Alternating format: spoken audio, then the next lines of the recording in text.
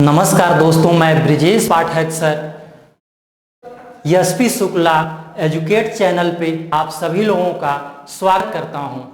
दोस्तों, आज से जो पीजीटी शिक्षा शास्त्र की क्लास है वो स्टार्ट हो रही है और आप लोग ज़्यादा से ज़्यादा संख्या में एसपी शुक्ला एजुकेट चैनल से जुड़िए, ताकि आप लोगों के पास समय नहीं है। एग्ज़ाम भी आपका लगभग में मतलब कि जल्द पूरा करा लिया जाएगा।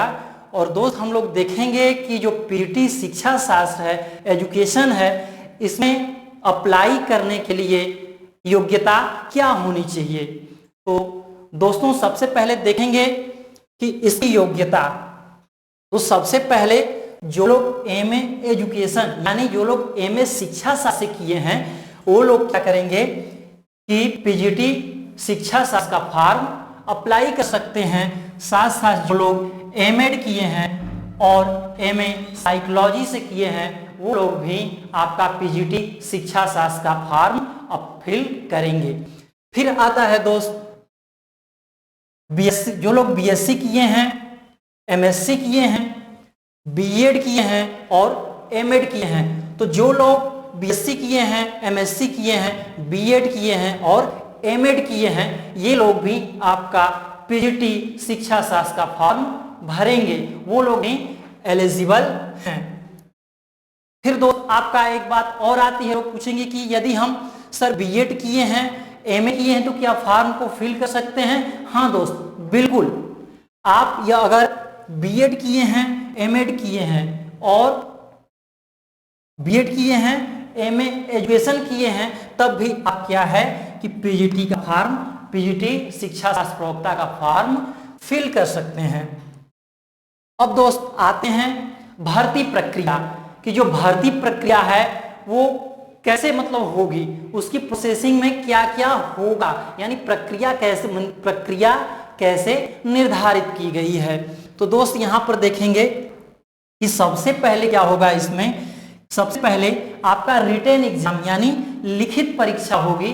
तो जो लिखित परीक्षा होगी वो 85% अंक की होगी, जो होगा 85% अंक यानी 425 अंक का होगा, जिसमें जो भी एग्जाम होगा आपका यानी 425 अंक का ही लिखित परीक्षा होगी, यानी पूर्णांक आपका लिखित परीक्षा का 425 अंक होगा, यानी 85%। फिर आपका आता है साक्षात्कार, यानी जो आपका साक्षात्कार है वो 10% का हो गया। कितने का? 10% का हो गया, जिसमें आपका 50 अंक जुड़ेंगे, यानी 50 अंक में आपका जो 4% अंक हैं वो आपका जीएस से आपका इंटरव्यू लिया जाएगा, यानी आपका जो साक्षात्कार है उसमें 4% अंक आपका जीके जीएस से होगा, यानी 20 अंकों का। फिर आपका जो है 3% अंक, यानी जो आपका 3% अंक है वो आपकी पर्सनालिटी यानी व्यक्तित्व परीक्षण पर होगा। यानी आप जब जाते हैं इंटरव्यू देने के लिए तो जो एग्जामिनर है उसके साथ आपकी बॉडी लैंग्वेज क्या है, उसके साथ आपका मतलब कि जो बॉडी लैंग्वेज है और उसके साथ व्यवहार है, आपको उठने बैठने की शैली क्या है, उस पर आपको क्या होगा कि 3% अंक दे दिया जाएगा। अब दोस्त आता है 3% अंक, यानी 3% अंक में आपका जो है अभिव्यक्ति योग्यता, यानी आप कितने क्वेश्चन का उत्तर दे रहे हैं उस पर आपको यानी 15 अंक निर्धारित होगा, यानी 3%, यानी आपका टोटल 4% अंक है, 4% अंक आपके दिए जाएंगे किस पर? जीके जीएस पर। आपका 4% अंक जीके जीएस पर होगा और आपका जो 3% अंक है आपका व्यक्तित्व परीक्षण पर होगा, व्यक्तित्व परीक्षण पर होगा। शेष आपका जो 3% अंक है, आपका 3% अंक आपका अभिव्यक्ति योग्यता पर होगा, अभिव्यक्ति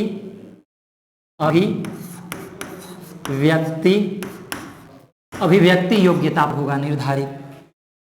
फिर दोस्त आता है आपका नेक्स्ट में विशेष योग्यता, यानी आपका विशेष जिन लोगों के पास विशेष योग्यता है, कोई विशेष डिग्री है, उन लोगों को क्या है, उनके लिए 5% अंक यहाँ पर आपका निर्धारित किया गया है। तो आपका 5% अंक निर्धारित किए जाने का मतलब यह है कि आपको जो 2% अंक जो लोग 5% अंक में जो लोग आपका एमएड किए हैं, जो लोग एमएड किए हैं उनको 2% अंक प्रदान किया जाएगा, और जो लोग पीएचडी किए हैं, यानी जो लोग पीएचडी किए हैं उनको भी 2% अंक दे दिया जाएगा, यानी 2%, यानी 10 अंक यहाँ दिया जाएगा और आपका 10 अंक यहाँ दिया जाएगा। आपका हो गया 20% अंक। और जो लोग बीएड किए हैं, अगर जो लोग बीएड किए हैं यानी एमए एजुकेशन किए हैं साथ साथ बीएड है, तो जो लोग बीएड किए हैं उनको कितना अंक दिया जाएगा, 1%। यानी जो लोग बीएड किए हैं उनको 1% हो गया, जो लोग एमएड किए हैं उन्हें 2% अंक मिलेगा यानी 10 नंबर, और जो लोग पीएचडी किए हैं उन्हें कितना मिलेगा, उनको भी 2% यानी आपका 10 नंबर हो गया। और जो लोग, कहने का मतलब किसी राज्य स्तरीय या राष्ट्र स्तरीय किसी खेल कूद में भाग में जो लोग स्पोर्ट्स में हैं, उनके लिए आपको कितना होगा, उनके लिए 1% अंक प्रदान किया जाएगा, यानी 1% अंक का मतलब कितना आपका हो गया, 5%। तो दोस्त यहाँ पर कहने का मतलब, यहाँ पर आप लोग पूछेंगे सर यहाँ 5% ही दर्शाया गया है, यानी 25 अंक ही दर्शाया गया है, लेकिन कहने का मतलब यहाँ तो जोड़ने पर तो ज्यादा आ रहा है, 5 अंक तो यहाँ बीएड का हो गया आपका, उसके बाद 10 अंक यहाँ इसका हो गया, एमएड का हो गया, फिर 10 अंक पीएचडी का हो गया, उसके बाद 5 अंक है यानी 1% अंक आपका हो गया किसका, स्पोर्ट्स का हो गया, ठीक ना। तो कहने का मतलब दोस्त यहाँ पर जो लोग बीएड किए हैं और जो लोग एमएड किए हैं, तो जो लोग बीएड और एमएड किए हैं उनको बीएड का बेनिफिट नहीं मिलेगा, उनको केवल किस चीज का बेनिफिट मिलेगा, एमएड का दिया जाएगा, उनको बीएड का नहीं मिलेगा। फिर आपका है पीएचडी, तो जो लोग पीएचडी बीएड एमएड किए हैं फिर पीएचडी किए हैं, तो इनको पीएचडी वाले को क्या होगा कि आपको 10 नंबर यानी 2% अंक दे दिया जाएगा।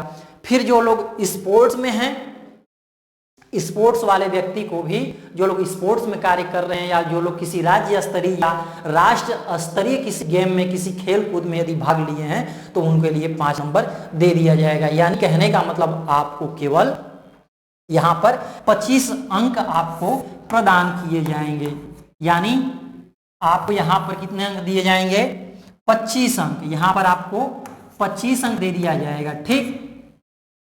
तो दोस्त टोटल कितना हो गया, यहाँ पर लिखित परीक्षा कितने प्रतिशत की होगी, 85% की, और यानी 425 अंक की। फिर जो साक्षात्कार है वो आपका 50 अंक का हो गया, यानी 10% का हो गया, 10% अंक का हो गया, यानी 85 10 95% हो गया। और जो 5% नंबर है यानी जो 25 अंक है आपका विशेष योग्यता, यानी जो लोग बीएड किए हैं, एमएड किए हैं, पीएचडी किए हैं, या किसी स्पोर्ट्स में हैं, या किसी राज्य स्तरीय या राष्ट्र स्तरीय किसी खेल में या किसी मैराथन दौड़ में या किसी चीज में भाग लिए हैं, उनके लिए यहाँ पर दिया जाएगा। नेक्स्ट पेज पे बढ़ते हैं दोस्त। अब यहाँ पर है दोस्त कि अब देखें, अब ये होगा कि यहाँ पर जो पीजीटी का एग्जाम है उसमें कैसे कैसे क्वेश्चन आएंगे, ठीक ना। तो दोस्त इसमें जो पीजीटी का एग्जाम है उसमें जो प्रश्नों की संख्या है टोटल 125 अंक, टोटल 125 प्रश्न पीजीटी के एग्जाम में होंगे, ठीक। और जो भी आपका मतलब कि एग्जाम होगा वो ऑफलाइन होगा, यानी बुकलेट के माध्यम से होगा। फिर जो भी क्वेश्चन आपका है, क्वेश्चन में जो प्रश्न आएंगे वो मल्टीपल चॉइस प्रश्न होंगे, मल्टीपल चॉइस क्वेश्चन होंगे, यानी आपका बहुविकल्पीय क्वेश्चन होंगे, जिसका बहुविकल्पीय प्रश्न का 4 संभावित उत्तर होंगे, जिसमें से एक विकल्प उसका एकदम करेक्ट होगा, एक विकल्प सही होगा। फिर आते हैं दोस्त कि इसमें जो है कोई भी ऋणात्मक अंक नहीं है। जैसे आपका पीजीटी का एग्जाम है तो आपके पीजीटी के एग्जाम में कोई भी आपका निगेटिव मार्किंग, कोई भी नकारात्मक अंक नहीं है। जैसे होता है कि 3 क्वेश्चन आप गलत कर दिए तो आपका 1 अंक कट जाएगा, यानी आपका 1 अंक माइनस कर दिया जाएगा। पर दोस्त यहाँ सबसे बड़ी इस वाले एग्जाम में क्या आपका लाभ है, सबसे बड़ा बेनिफिट क्या है कि यहाँ पर कोई भी आपके लिए माइनस मार्किंग नहीं है। तो दोस्त आप लोग ज्यादा से ज्यादा संख्या में यशस्वी शुक्ला एजुकेट चैनल से आप लोग जुड़िए और आज से ही आप लोग तैयारी में जुड़ जाइए। आप लोग ये ना सोचिए कि समय कम है तो हम लोग क्या कर रहे हैं कि हम लोगों का सिलेबस पूरा नहीं होगा। दोस्त हम आप लोगों के साथ हैं, आप लोग ज्यादा से ज्यादा जुड़िए। और कहने का हम लोग सिलेबस देखिए, आप लोग बिल्कुल नहीं घबराइए।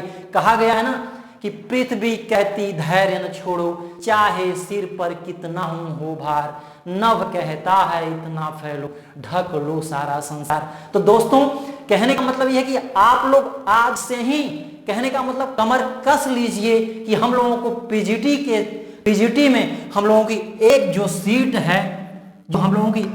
सीट है वो कहने का मतलब यहां पर कंफर्म होना है, ठीक ना। हम लोगों की एक सीट जो है एकदम कंफर्म कर लेनी है। दोस्त यदि आप मेहनत कर रहे हैं तो सफलता निश्चित है कि आपकी मुट्ठी में होगी। फिर आते हैं दोस्त कि समयावधि, यानी जो एग्जाम है इसमें जो समयावधि है, एग्जाम में आपका जो समयावधि है यानी समय कितना होगा, यानी 2 घंटे होगा। 2 घंटे का मतलब है आपको 120 मिनट मिलेंगे। नेक्स्ट है दोस्त कि परीक्षा केंद्र, यानी परीक्षा, एक भ्रांति आप लोगों के मन में ये भी होगी कि जो परीक्षा है कहाँ, मतलब कि जो परीक्षा है कहाँ पे होगा, यानी किस जिले में होगा। तो दोस्त जो कहने का मतलब मंडल है आपका, जो भी आपका एक जिले में एक मंडल में 3 जिले 4 जिले होते हैं, तो कहने का मतलब जो जहां मंडल का मुख्यालय जिस जिले में है उसी जिले में आपका क्या होगा, पीजीटी का एग्जाम होगा। फिर दोस्त अब बढ़ते हैं कि आपका जो पीजीटी है, यूपी पीजीटी एजुकेशन शिक्षा शास्त्र का जो सिलेबस है उसमें आपका क्वेश्चन कैसा आएगा। क्वेश्चन नहीं, आपका पाठ्यक्रम में क्या क्या इंक्लूड है। आइए दोस्त बढ़ते हैं आपका अगले पेज पर। तो दोस्त जो उत्तर प्रदेश माध्यमिक शिक्षा सेवा चयन आयोग है, इस बोर्ड के द्वारा आपको पीजीटी जो प्रवक्ता है उसका जो पाठ्यक्रम है शिक्षा शास्त्र का, उसमें शिक्षा शास्त्र से जैसे आप इन मतलब कि जो शिक्षा शास्त्र है इसमें आपका है शिक्षा शास्त्र का अर्थ, यानी शिक्षा शास्त्र का अर्थ क्या है, परिभाषा, यानी अल्टेकर ने क्या कहा शिक्षा के लिए, विवेकानंद ने क्या कहा, और भी जितने, रविंद्रनाथ टैगोर ने शिक्षा की क्या परिभाषा दिया, उसके बाद वेद से मतलब इस शिक्षा की परिभाषा क्या निकली है। यानी हम लोग कहने का मतलब इसमें यह दर्शाया गया है कि जो शिक्षा की परिभाषा को यहाँ पर किसने शिक्षा की परिभाषा क्या दी है। फिर शिक्षा का स्वरूप कैसा होता है, यानी जो आपका शिक्षा है औपचारिक हो गया, अनौपचारिक हो गया और औपचारिकेतर हो गया, यानी निरौपचारिक शिक्षा हो गया। यानी शिक्षा का स्वरूप, यानी यहाँ पर शिक्षा के स्वरूप को दर्शाया गया है, यानी औपचारिक, अनौपचारिक और निरौपचारिक शिक्षा को। फिर है आपका इसका विषय क्षेत्र, यानी शिक्षा का विषय क्षेत्र क्या क्या है, कहां कहां तक शिक्षा शास्त्र का आपका क्षेत्र है, यानी शिक्षा का। उसके बाद शिक्षा का उद्देश्य, यानी एक शिक्षा का उद्देश्य क्या है, किसके अनुसार, किस थिंकर के अनुसार, किस विचारक के अनुसार शिक्षा का उद्देश्य क्या है। और शिक्षा के अभिकरण, आपके अभिकरण, शिक्षा के साधन कौन कौन से, शिक्षा के स्रोत क्या है। फिर आपका है कि प्राथमिक स्तर पर शिक्षा का जो स्वरूप है, शिक्षा का ढांचा है, और जो कहने का मतलब जो शिक्षा का संगठन है वो कैसा होना चाहिए। और वर्तमान समय में उत्तर प्रदेश में आपका प्राथमिक स्तर पर शिक्षा का स्वरूप क्या है, माध्यमिक स्तर पर क्या स्वरूप है, और उच्च शिक्षा में उसका क्या स्वरूप है। ठीक, उसके बाद दोस्त जो शिक्षा है उसके लिए महात्मा गांधी का, जो महात्मा शिक्षा के लिए महात्मा गांधी का शैक्षिक विचार क्या है, रविंद्रनाथ टैगोर का क्या विचार है। जैसे रविंद्रनाथ टैगोर ने कहा है कि एक शिक्षक जलते हुए दिए के समान है, वो तब तक दूसरे दीपक को प्रज्वलित नहीं कर सकता जब तक कि वो खुद प्रकाशित ना हो। यानी कहने का मतलब एक शिक्षक कभी भी दूसरे मतलब कि स्टूडेंट को कभी भी नहीं पढ़ा सकता, कभी भी उसे नॉलेज नहीं दे सकता जब तक कि उसके पास ज्ञान ना हो। फिर कहने का मतलब जो अरविंद है, तो जो अरविंदों की शिक्षा है, इनका मतलब कि शैक्षिक विचार क्या रहा है, यानी शिक्षा के लिए इनका विचार क्या रहा है कि शिक्षा कैसा होना चाहिए, शिक्षक कैसा होना चाहिए, शिक्षार्थी यानी विद्यार्थी स्टूडेंट कैसा होना चाहिए, पाठ्यक्रम कैसा होना चाहिए, और साथ साथ अनुशासन विधि क्या होना चाहिए, शिक्षण विधियां क्या होनी चाहिए। फिर पिछले वर्ष जो पीजीटी का एग्जाम हुआ था उसमें क्वेश्चन पूछ दिया था कि जो ये अरविंद आश्रम है कहाँ पर स्थापित किया गया। फिर नेक्स्ट है दोस्त कि मालवीय जी का शिक्षा में क्या विचार रहा, शैक्षिक विचार क्या रहा। फिर विवेकानंद जी हो गए, स्वामी विवेकानंद का शैक्षिक विचार क्या रहा, शिक्षा के प्रति उद्देश्य क्या रहा, अनुशासन कैसा होना चाहिए, उसके बाद पाठ्यक्रम कैसा होना चाहिए, उसके बाद विद्यार्थी कैसा होना चाहिए। यानी इन लोगों का शैक्षिक विचार यानी शिक्षा के क्षेत्र में महात्मा गांधी का, रविंद्रनाथ टैगोर का, अरविंद का, मदन मोहन मालवीय जी का, स्वामी विवेकानंद जी का शैक्षिक विचार क्या रहा। उसके बाद शिक्षा में नवाचार यानी नई नई जो तकनीकियां आई हैं, शिक्षा में नवाचार है, कहने का मतलब शिक्षा में नवाचार को मतलब कि यहाँ पर इंक्लूड किया गया है। फिर जीवन पर्यंत शिक्षा यानी जीवन शिक्षा जो है वो जीवन पर्यंत चलती रहती है और किस रूप में हम शिक्षा कहाँ से ग्रहण कर सकते हैं, यहाँ पर इसे दर्शाया गया है। फिर आपका है सतत शिक्षा यानी जो सतत शिक्षा है यानी जो शिक्षा लगातार चलने वाली है वो आपका क्या है, सतत शिक्षा यानी जीवन पर्यंत चलने वाली शिक्षा, लगातार चलने वाली शिक्षा यानी बीच बीच में सतत मूल्यांकन भी आता है आपका, पर वो दूसरे मतलब कि मापन मूल्यांकन में है। फिर आपका है जन संचार का साधन यानी शिक्षा के क्षेत्र में आपका ये टेलीविजन को यानी दूरदर्शन को कब लाया गया, उसके बाद रेडियो चैनल को कब लाया गया, ये आपका जनसंचार के साधन में आएगा। फिर आपका है शिक्षा मतलब कि दूरस्थ शिक्षा यानी जैसे दूरस्थ शिक्षा हम किस किस माध्यम से प्राप्त कर सकते हैं। दूरस्थ शिक्षा में कहने का मतलब कौन कौन से विद्यालय हैं, ओपन यूनिवर्सिटी कौन कौन सी है, यहाँ पर हम लोग ओपन यूनिवर्सिटी को पढ़ेंगे और यहाँ पर डिस्टेंस एजुकेशन को भी पढ़ेंगे। फिर दोस्त हम नेक्स्ट पेज पे आएंगे। नेक्स्ट में है आपका भारतीय शिक्षा का इतिहास एवं समस्याएं। इसमें आपका जो भारतीय शिक्षा का इतिहास है, विकास है एवं समसामयिक समस्याएं। तो भारतीय शिक्षा के इतिहास से कौन कौन से टॉपिक को यहाँ पर इंक्लूड किया गया है। तो दोस्त यहाँ पर है वैदिक कालीन शिक्षा यानी वैदिक कालीन शिक्षा यानी इसे हम ब्राह्मणीय शिक्षा के नाम से भी जानते हैं।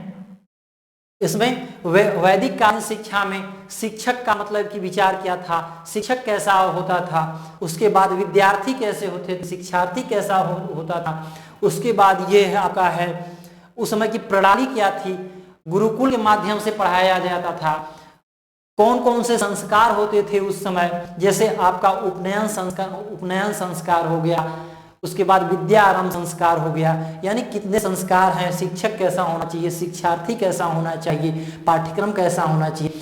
उसके बाद आपका आता है बौद्ध कालीन शिक्षा यानी बौद्ध धर्म की शिक्षा में मतलब कि शिक्षा के प्रति कॉन्सेप्ट क्या रहा, एक शिक्षार्थी के प्रति क्या कॉन्सेप्ट रहा, शिक्षक को किन किन नामों से जाना जाता है, विद्यार्थी को क्या क्या कहा जाता है, उस समय जो विद्यालय का स्वरूप था कैसा था, शिक्षक कैसे होते थे और अनुशासन कैसा था, उस समय के कौन कौन लोग मतलब कि विख्यात थे, उस समय के कौन कौन से ग्रंथ थे, और उस समय जो महात्मा बुद्ध हैं उन्होंने क्या क्या मतलब कि शैक्षिक विचार दिए, उनका क्या मत रहा, उसको हम यहाँ पर पढ़ेंगे। फिर आपका आता है मध्ययुगीन शिक्षा, यानी मुस्लिम कालीन शिक्षा, उस समय की शिक्षा व्यवस्था क्या थी।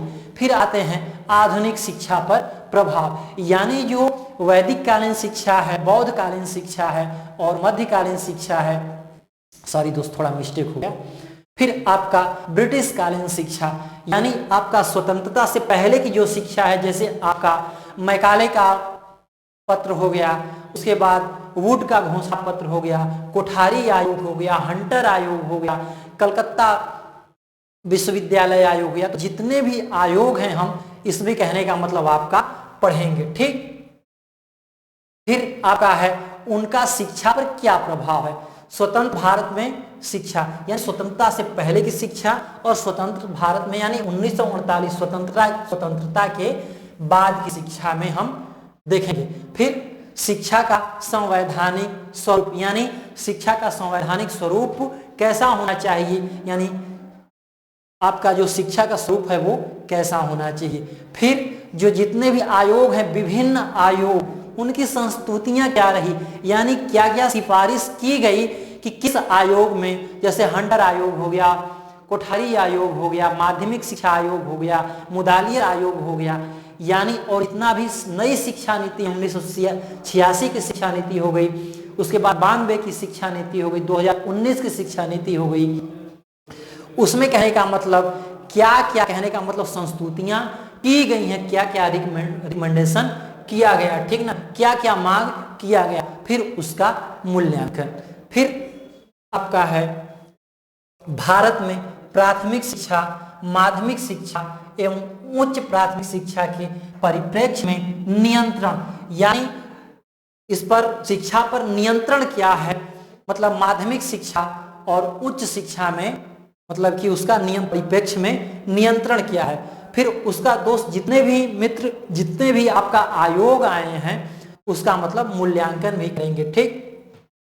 फिर किस किस आयोग में क्या क्या समस्याएं रह गई और उसका निवारण कैसे हुआ, उसका समाधान कैसे हुआ, उसका भी मतलब कि उसको भी देखना है। फिर वर्तमान समय में जो शिक्षा है उसकी समस्याएं क्या हैं, यानी वर्तमान समय में शिक्षा के क्षेत्र में क्या क्या समस्याएं आ रही हैं, यानी प्राथमिक शिक्षा में, उसके बाद माध्यमिक शिक्षा में और उच्च स्तरीय शिक्षा में क्या क्या समस्याएं आ रही हैं।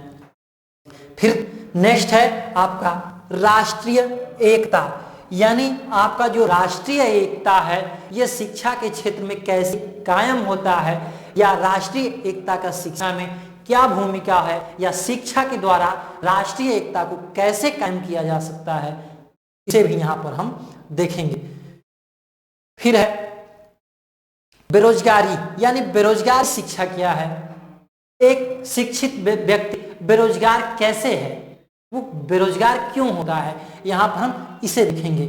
फिर भाषा का विवाद है, कहने का मतलब भाषा संबंधी जो वाद विवाद है यहां पर उसे भी देखना है। फिर छात्र अशांति, यानी जो कहने का मतलब छात्र अशांति क्या है, कहने का मतलब एक छात्र परेशान क्यों होता है, कहने का मतलब क्यों परेशान हो जाता है, उसका निवारण क्या है, इसे भी यहां पर हम देखेंगे।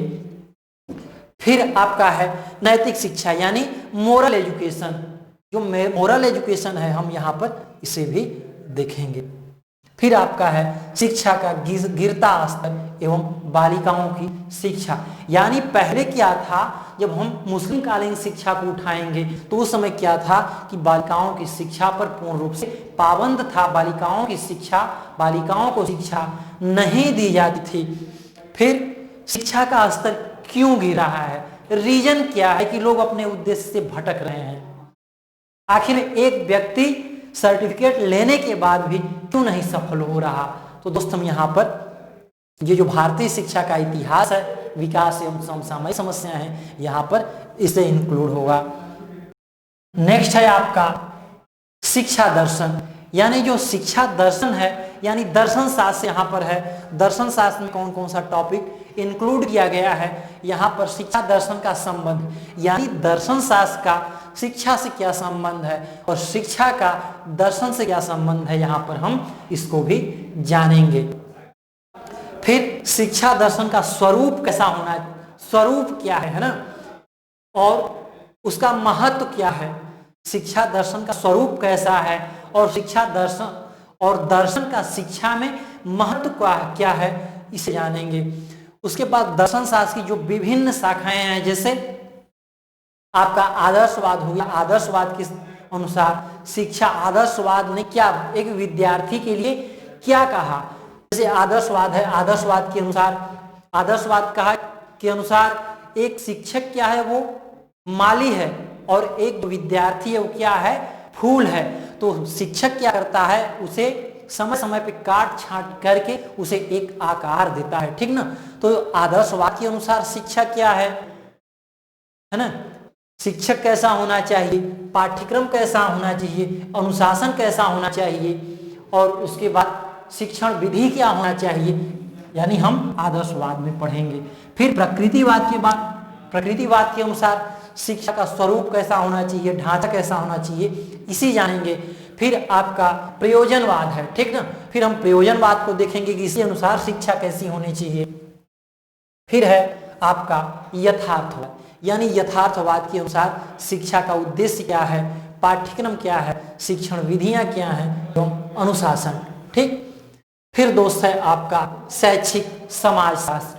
तो शैक्षिक समाजशास्त्र में आपका शैक्षिक समाजशास्त्र का अर्थ क्या है, विषय क्षेत्र क्या है, संस्कृति क्या है, सभ्यता क्या है, उसके बाद शिक्षा का नगरीकरण, शिक्षा का नगरीकरण क्या है, इसे हम जानेंगे।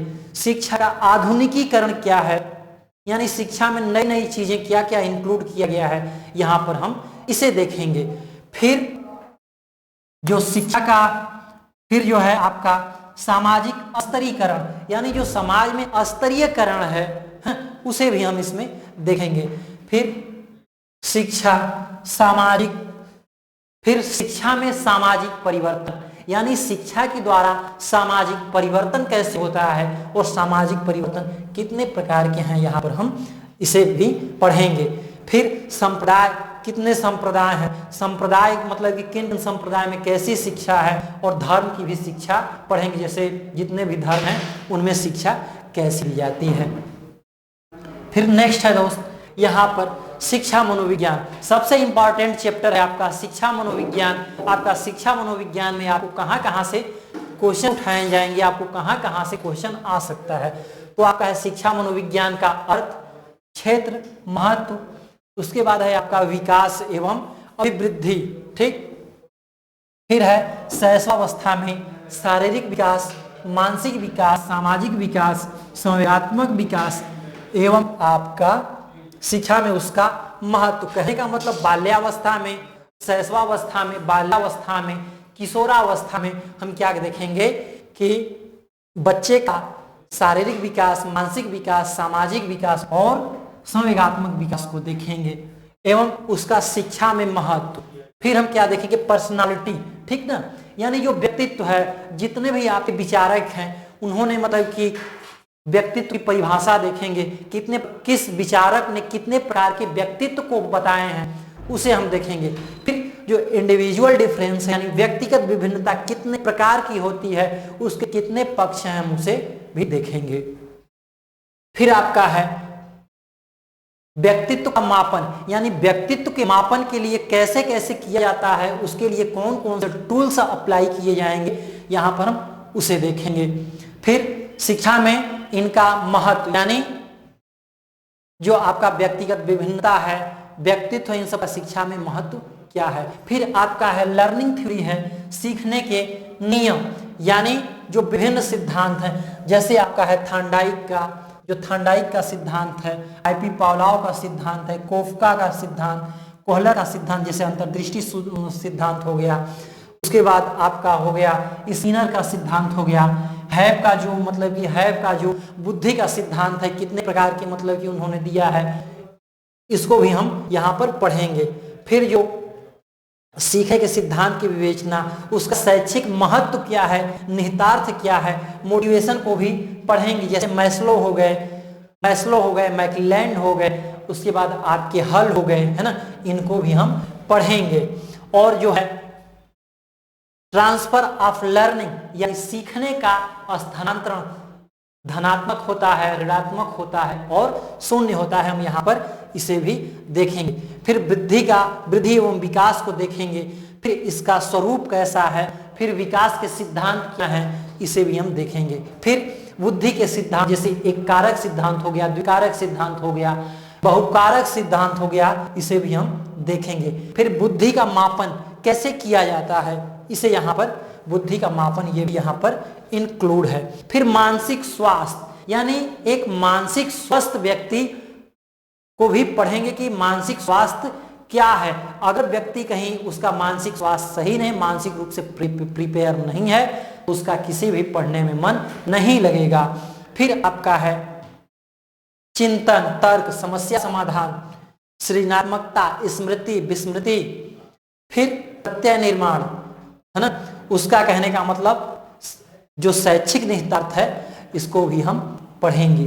फिर दोस्त है आपका शैक्षिक मापन एवं मूल्यांकन से, यानी आपका यहाँ रिसर्च पेपर से भी यहाँ पर लिया गया है। यानी जो शैक्षिक मापन एवं मूल्यांकन है वो आपका जो शैक्षिक अनुसंधान है, रिसर्च पेपर का ही एक पार्ट है। उसमें आपका शिक्षा में मापन एवं मूल्यांकन, उसका अर्थ क्या है, परिभाषा क्या है, क्षेत्र क्या है, उद्देश्य क्या है, इसे पढ़ेंगे। फिर निबंधात्मक परीक्षण, वस्तुनिष्ठ परीक्षण क्या है, वैधता क्या है, विश्वसनीयता क्या है, ठीक ना, इसे भी यहाँ पर हम वैधता और विश्वसनीयता को हम यहाँ पर पढ़ेंगे, ठीक ना। फिर है मानक निर्धारण क्या है, उपलब्धि परीक्षण, उपलब्धि परीक्षण का निर्माण, विभिन्न पदों की विवेचना, यानी हम क्या करेंगे, उपलब्धि परीक्षण के कितने चरण हैं, या जितने भी विभिन्न पद हैं उसके भी हमको विवेचना करना है। फिर संदर्भित तथा मानक संदर्भित मापन क्या है, ग्रेड प्रणाली क्या है, यानी पहले आपका क्या होता था, अंक प्रदान किया जाता था, अब क्या है कि ग्रेड प्रणाली, यानी हम लोग ग्रेड प्रणाली को भी पढ़ेंगे। प्राप्तांकों को ग्रेड में परिवर्तन, यानी प्राप्तांकों को ग्रेड में परिवर्तन कैसे किया जाता है। फिर संरचनात्मक तथा योगात्मक मूल्यांकन, यानी संरचनात्मक एवं योगात्मक मूल्यांकन को पढ़ना है। फिर मूल्यांकन की विधियां कौन कौन सी हैं, फिर साक्षात्कार हो गया, निरीक्षण विधि हो गया, फिर रेटिंग हो गया, उपकरण स्केल हो गया, प्रश्नावली विधि हो गया, प्रश्नावली कितने प्रकार की होती है ना, ये सब पढ़ेंगे। शिक्षा में सांख्यिकी की उपयोगिता क्या है, यानी शिक्षा में सांख्यिकी की उपयोगिता क्या है, इसको हम क्यों पढ़ते हैं, इसे भी हम जानेंगे। फिर केंद्रीय प्रवृत्ति का जो मापन है, इसमें जो केंद्रीय प्रवृत्ति का मापन है उसमें मीन, मोड, मीडियन, यानी आपका मध्यमान, मध्यांक और बहुलक को भी हम लोग यहाँ पर पढ़ेंगे। फिर आपका है उसकी व्याख्या करना है, उसका अर्थ, परिभाषा और कैसे हम कहने का मतलब मीन, मोड, मीडियन निकालते हैं, उसको उसकी भी हमको देखना है। फिर विचलनशीलता, यहाँ गलत यहाँ पर मिसप्रिंट है दोस्तों, विचलनशीलता क्या है, फिर मानक विचलन क्या है, चतुर्थांश विचलन क्या है, शतांश क्या है, ठीक ना। फिर प्रसरण विश्लेषण क्या है, ठीक ना, उसका प्रयोग एवं उपयोग से देखेंगे। फिर मानक प्राप्तांक क्या है, टी स्कोर यानी टी प्राप्तांक क्या है, जेड प्राप्तांक क्या है, इसे जेड प्राप्तांक को और किस नाम से जानते हैं, इसे भी हम जानेंगे। उसके बाद क्या है कि आपका सामान्य प्रायिकता वक्र, यानी आपका जो प्रोबेबिलिटी कर्व है उसे भी हम जानेंगे। जैसे मतलब कि हम क्या करते हैं, स्तंभाकृति के द्वारा दर्शाते हैं, फिर एक बैन आरेख के द्वारा दर्शाते हैं, वृत्त के द्वारा दर्शाते हैं, ठीक ना, वेन डायग्राम के द्वारा दर्शाते हैं, इसे भी हम यहाँ पर पढ़ेंगे। फिर आपका सहसंबंध गुणांक है, जो सहसंबंध गुणांक है उसे भी हम, जो कोरिलेशन है उसे भी पढ़ेंगे। जैसे हो गया सकारात्मक, हो गया धनात्मक, हो गया ऋणात्मक, हो गया और शून्य सहसंबंध हो गया, उसे रैंक कैसे प्रदान किया जाता है उसे भी हम पढ़ेंगे। और जो स्पीयरमैन है उनके अनुसार रैंक कैसे दिया जाता है एवं उसकी गणना को भी हम, उनके गणना को भी यहाँ पर हम पढ़ेंगे। अब नेक्स्ट है दोस्त कि इसमें आपका शिक्षा शास्त्री कहाँ से क्वेश्चन उठाए जा सकते हैं। उसके बाद भी हम लोगों को क्या है कि आपका शिक्षा दर्शन से क्वेश्चन, आपका जो शिक्षा दर्शन है यहाँ से भी आपका पीजीटी की जो एग्जाम होगा वहाँ पे पूछा जाएगा। फिर आपका है शिक्षा मनोविज्ञान, यानी आप लोगों ने देखा जो सिलेबस में जो शिक्षा मनोविज्ञान का टॉपिक है उसे भी इंक्लूड किया गया। जितने भी विचारक हैं उनको पढ़ना है, फिर जो व्यक्तिगत विभिन्नता होगी, मतलब जितने भी मनोविज्ञान का पार्ट है वहां से भी पढ़ना है। फिर आपका जो इंक्लूसिव एजुकेशन है, इंक्लूसिव एजुकेशन से भी आपको जो है इंक्लूसिव एजुकेशन से भी आएगा। जो इंक्लूसिव एजुकेशन शिक्षा मनोविज्ञान का भी पार्ट है, यानी शिक्षा जो इंक्लूसिव एजुकेशन है वो शिक्षा मनोविज्ञान का ही एक पार्ट है। फिर आपका है क्रियात्मक अनुसंधान, यानी एक्शन रिसर्च। एक्शन रिसर्च क्या होता है? एक्शन रिसर्च से भी आपका एक क्वेश्चन, यानी रिसर्च का ही पार्ट है, तो यहां से भी एक दो क्वेश्चन आ सकता है। फिर आपका है शैक्षिक समाजशास्त्र, यानी जैसे आपका सामाजिक परिवर्तन हो गया, और कहने का मतलब संस्कृति हो गया, सभ्यता हो गया, संस्कार हो गया, ये सब जितने भी क्वेश्चन है, सामाजिक परिवर्तन हो गया, सामाजिक स्तरीकरण हो गया, यानी यहां से भी क्वेश्चन आपका 1 नंबर 2 नंबर के 2 4 10 क्वेश्चन 2 4 क्वेश्चन बन सकते हैं। फिर आपका भारतीय शिक्षा का इतिहास है, यहां से भी आपका क्वेश्चन पूछा जाता है। तो जो भारतीय शिक्षा का इतिहास है, कितने आयोग आए हैं, कितने आयोग हैं, उन आयोगों की संस्तुतियां क्या है, क्या रिकमेंडेशन रहा, उसमें क्या कमियां रह गई, उसे भी यहाँ पर देखा जाएगा। फिर जो एजुकेशनल एडमिनिस्ट्रेशन एंड मैनेजमेंट है, शैक्षिक प्रशासन एवं प्रबंधन है, वहां से भी आपका एक क्वेश्चन आ जाएगा। फिर आपका है टीचर एजुकेशन। टीचर एजुकेशन में क्या है कि अध्यापक शिक्षा, जो अध्यापक शिक्षा है, वहां से भी इस बुक से भी, इस चैप्टर से भी आपका 2 4 क्वेश्चन आ सकते हैं।